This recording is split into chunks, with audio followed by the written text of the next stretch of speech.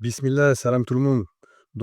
Aujourd'hui, on va presque clôturer, je pense, cette série de réponses à une critique qui a été émise par un docteur en finance islamique à l'encontre de mon livre. Bitcoin est-il obligatoire en islam? Pour rappel, le livre donc, est disponible gratuitement. Vous pouvez le télécharger avec le lien que vous trouverez dans la description. Donc entièrement gratuit, je ne demande rien, pas même une adresse mail. Vous avez juste à cliquer pour récupérer votre fichier. Il fait une soixantaine de pages. Il se lit en 3 heures max. Il vous donnera une compréhension, une vision globale sur ce que c'est que la monnaie, sur l'histoire de la monnaie, sur le rôle de la monnaie en islam et sur le rôle que peut jouer Bitcoin dans ce contexte-là. Donc n'hésitez pas à télécharger-le et lisez-le pour vous forger votre propre avis. Et puis si vous aussi, vous avez des choses à redire sur ce livre, des critiques à émettre, des commentaires à faire, bah, faites-moi un retour et ça me fera extrêmement plaisir. Donc nous, on continue. Comme d'habitude, je vous lis la critique de notre docteur en finance islamique et puis ensuite je vous la commente en direct. Je me suis fait quelques notes comme d'habitude et je vous en ferai, un résumé. Donc allons-y, bismillah. Critique numéro 9. L'ironie finale. Le mythe libertarien face à la réalité technologique. Et voilà l'ironie ultime de toute cette histoire, celle que les libertariens du Bitcoin refusent de voir. Tout leur argumentaire repose sur: personne ne peut te voler tes Bitcoins si tu gardes bien tes clés privées. Tu es souverain, indépendant, libre. Mais attends, nous sommes à quelques années, peut-être quelques mois, de voir des ordinateurs quantiques suffisamment puissants pour casser la cryptographie actuelle du Bitcoin. Et que dire de l'arrivée probable d'une intelligence artificielle générale? Une AGI pourrait exploiter des failles que nous ne soupçonnons même pas, manipuler le réseau de façon que nous ne pouvons pas anticiper. Et là, mon frère, que devient ton discours sur l'indépendance et la souveraineté individuelle? Si demain un ordinateur quantique ou une AGI vide ton portefeuille, tu fais quoi? Tu appelles qui? Il n'y a aucun recours possible. Pas de banque pour annuler la transaction, pas de tribunal pour te rembourser, pas d'assurance dépôt, rien. Le paradoxe est savoureux. Le système qui devait protéger de toute autorité centrale te laisse totalement sans défense face aux vraies menaces technologiques qui arrivent. Les libertariens nous vendent du rêve avec leur Be Your Own Bank, soyez votre propre banque. Mais quand la technologie elle-même te trahira, et elle le fera, tu te retrouveras plus démuni qu'un client d'une banque traditionnelle qui au moins a des protections légales. Donc ici, une critique très, on va dire, négative, euh, oui, très négative, c'est le mot, sur l'avenir technologique qui nous attend. Et donc, on va y répondre. Il y a plusieurs erreurs qui sont faites ici dans ce commentaire et on va en parler juste ici. La première erreur, c'est tout d'abord d'exagérer le risque quantique. Dire qu'on est à quelques mois, quelques années, quelques mois d'un ordinateur quantique, c'est vraiment extrêmement exagéré. Les experts en cryptographie sont clairs. Les ordinateurs quantiques actuels sont beaucoup trop instables, beaucoup trop faibles en nombre de qubits déployables pour être capables de casser la cryptographie actuelle du Bitcoin. Et c'est ça aussi qu'il faut prendre en compte. C'est dans ton message, on dit tu dis bien la cryptographie actuelle du Bitcoin, mais on va en reparler. En réalité, on estime que pour un ordinateur quantique capable d'atteindre ce niveau de puissance, on parle de plusieurs décennies et non pas de quelques années, quelques mois. On parle bien de plusieurs décennies. Deuxième erreur, donc j'avais un petit peu anticipé, c'est de croire que le bitcoin est figé technologiquement.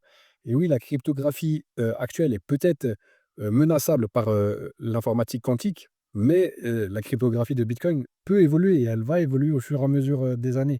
Si un jour la cryptographie devient vulnérable, on pourrait mettre les signatures à jour. Des algorithmes post-quantiques existent déjà, qu'on pourrait tout simplement implémenter sur le bitcoin. Les utilisateurs pourraient déplacer leurs fonds, donc il suffirait de déplacer vos fonds de votre adresse actuelle vers les futures adresses résistantes au quantique et le réseau s'adapterait tout simplement par consensus pour se protéger, pour anticiper la menace quantique. Il n'y a aucune inquiétude à avoir sur ça. Il y a déjà des chercheurs, des développeurs qui travaillent sur cette menace, qui l'anticipent et qui se préparent à créer un réseau Bitcoin plus résilient et plus résistant à cette menace potentielle. Une menace potentielle, n'oublions pas, parce qu'on n'est même pas sûr qu'un jour un ordinateur quantique soit capable d'atteindre ce niveau de puissance. Mais il y a déjà en tout cas des équipes qui préparent une réponse à ça si jamais ça devait arriver. Bitcoin a déjà évolué par le passé.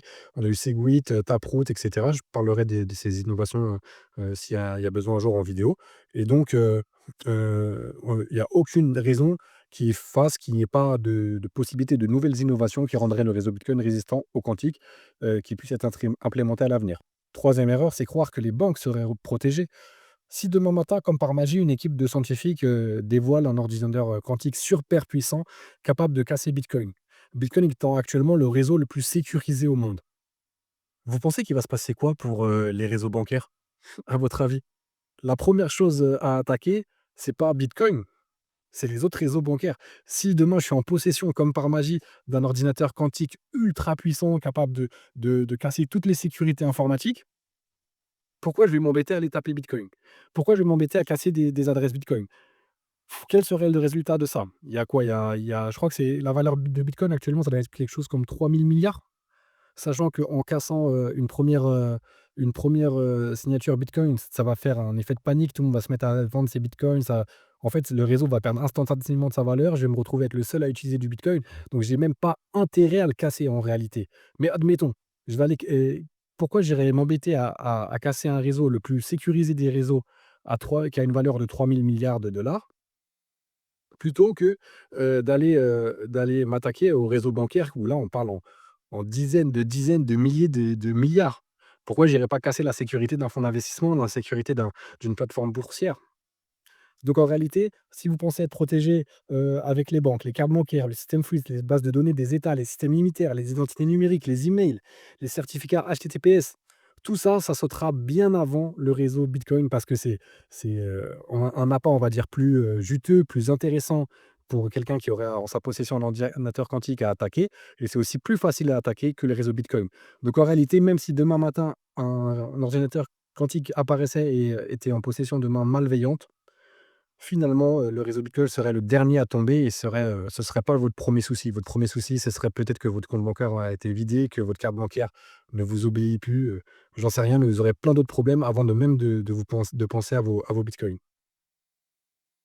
Donc quatrième erreur, c'est confondre la responsabilité et l'abandon. Le critique dit: «Avec Bitcoin, tu es seul face au risque». Bah, oui, et c'est précisément le point, mais on va aussi un petit peu détailler ça plus tard, mais c'est précisément le point. En islam, la règle est claire, le profit va avec la responsabilité. Tu peux pas gagner sans prendre de risques, tu peux pas gagner sans être responsable. Pour obtenir un gain, tu dois être responsable de ce que tu possèdes, tout simplement. Posséder implique d'assumer. Donc le dépositaire n'est pas propriétaire, le propriétaire assume le risque. La responsabilité ne peut pas être déléguée sans consentement. Bitcoin remet l'individu dans une position juridique saine.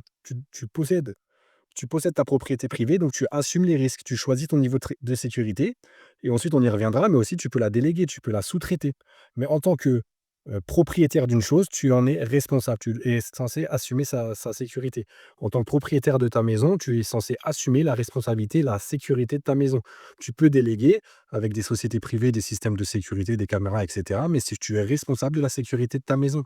Tu es propriétaire de tes bitcoins, tu es responsable de la sécurité de tes bitcoins, il n'y a aucun mal à ça. Et c'est pas parce qu'il existe une menace potentielle dans le futur qui viendrait, mettre en danger, tes bitcoins, que le bitcoin n'est pas licite en islam. C'est, un peu tiré par les cheveux comme argument. Ensuite, tu dis: «Be your hand bank», soyez votre propre banque. Mais, c'est pas non plus une obligation. Vous pouvez alors moi, c'est ce que je prône. Si je prône que vous possédiez du bitcoin, c'est pour les posséder vous-même en pleine possession et être véritablement votre propre banque pour vous libérer du système bancaire. Moi, c'est ce que je prône et c'est ce que j'essaye de pousser sur cette chaîne et c'est ce que je vais essayer de pousser de plus en plus avec toujours plus de vidéos et des formations, gratuites pour vous apprendre à le faire, pour, être vraiment votre propre banque.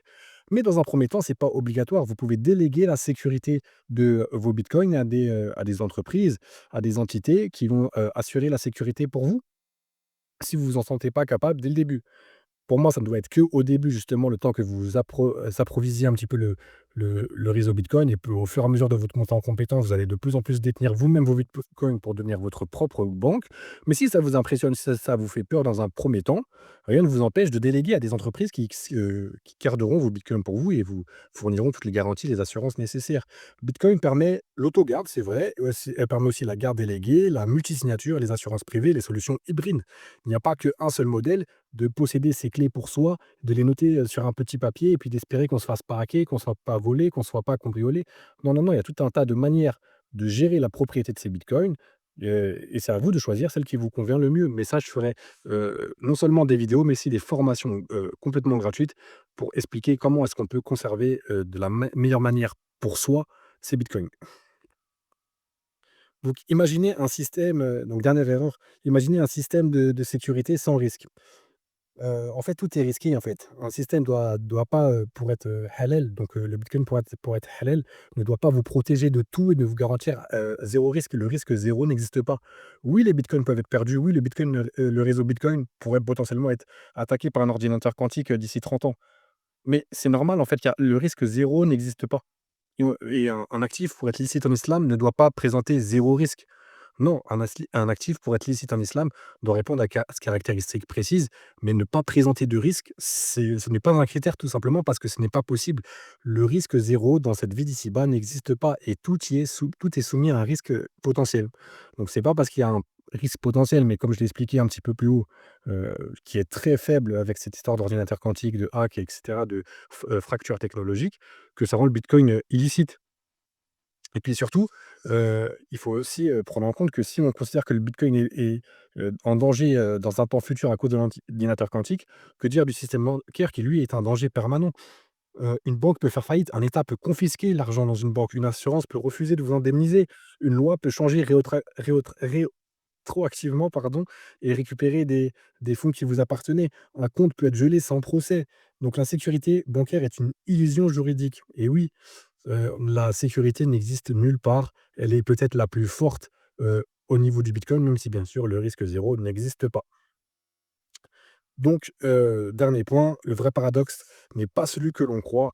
Le système bancaire promet la sécurité, mais il repose sur la confiance et sur l'obligation, sur des institutions faillibles, sur des États surendettés, sur des lois changeantes et sur une inflation permanente. Tandis que le bitcoin, lui, il promet pas le paradis, il promet pas la sécurité à 100 absolue. Au contraire, il promet juste des règles claires et une transparence totale, une responsabilité assumée, une neutralité politique absolue et une résistance à l'arbitraire. C'est ça la promesse du bitcoin. C'est pas la sécurité absolue.